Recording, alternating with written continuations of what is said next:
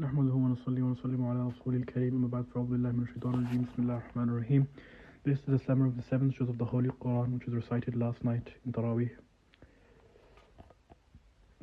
The 7th juz of the Holy Quran includes the final portion of Surah Al-Ma'idah, which is almost more than a quarter of the juz, and it also contains the remaining part of the 7th juz contains Surah Al-An'am.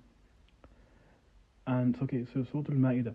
At the beginning of this juz, Allah subhanahu wa ta'ala mentioned sincere and soft-hearted Christians who, when they hear the Quran, recognize the truth and their eyes overflow with tears. They declare their faith and ask Allah subhanahu wa ta'ala to include them among the witnesses to Islam. This is related to the incident of Najashi, the king of Abyssinia, who wept upon hearing the Quran and accepted its truth. Those who deny and reject the Quran are warned of hellfire. Believers are instructed not to declare lawful and pure things as unlawful. Allah does not hold people accountable for unintentional oaths, but deliberate oaths must be fulfilled. If broken, expiation, kafara, is required. The prohibition of intoxicants, gambling, idol worship, and divining arrows is clearly stated. These are described as impure acts of Satan, intended to create hatred and enmity, and to distract people from the remembrance of Allah subhanahu wa ta'ala and from prayer. Muslims are commanded to obey Allah subhanahu wa ta'ala and His Messenger sallallahu alayhi wa sallam. Any games involving gambling, betting, or causing neglect of prayer are impermissible. Sea hunting is made lawful, while hunting on land is forbidden during the state of haram. The Kaaba is declared a place of security for mankind. The Prophet's duty is only to convey the message. Allah subhanahu wa ta'ala knows all that is open and hidden. Good and evil are never equal, even if the abundance of evil amazes people. Do not let the grand palaces and plazas built from unlawful earnings and the abundance of ill-gotten wealth deceive or impress you. All of it is fuel for the fire of hell. Believers are warned against excessive and unnecessary questioning. Muslims are instructed to follow the Quran and Sunnah rather than blindly following ancestral traditions. One must first reform oneself before worrying about others. Laws concerning wills and testimony are mentioned. On the Day of Judgment, Allah subhanahu wa ta'ala will gather the prophets and ask them about their response to their nations. They will say that ultimate knowledge of the unseen belongs to Allah subhanahu wa ta'ala alone. The miracles of Prophet Isa alayhi salam are mentioned and are described. His disciples requested that a table spread with food be sent down from heaven. Though initially warned to fear Allah subhanahu wa ta'ala, they insisted so that their hearts might be reassured. Prophet Isa alayhi salam supplicated, and Allah subhanahu wa ta'ala granted him that feast, warning that anyone who disbelieved afterward would face severe punishment, such as Allah subhanahu wa ta'ala had never punished anyone before. This shows that blessings bring increased responsibility and gratitude. On the Day of Judgment, Allah subhanahu wa ta'ala will ask Isa alayhi salam whether he told people to worship him and his mother Maryam radiallahu anha. He will declare his innocence and inform that he only called people to worship Allah subhanahu wa ta'ala alone. The surah concludes by stating that truthfulness will benefit people on that day, and that sovereignty over the heavens and the earth belongs solely to Allah subhanahu wa ta'ala. Surah Al-An'am, the beginning portion.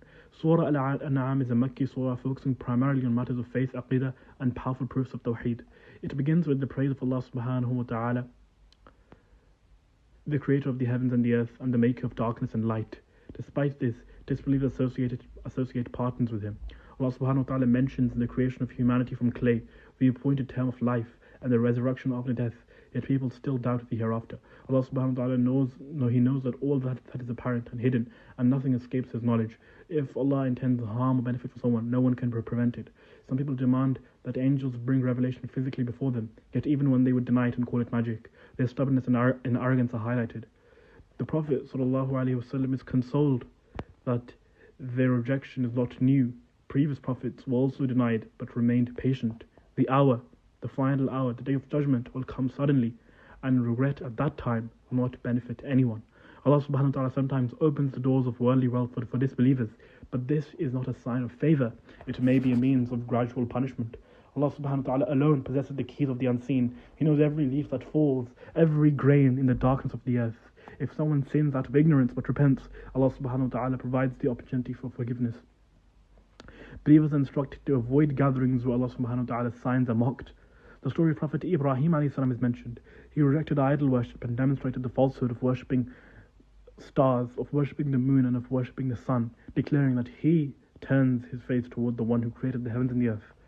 The surah condemns false claimants of revelation and prophethood.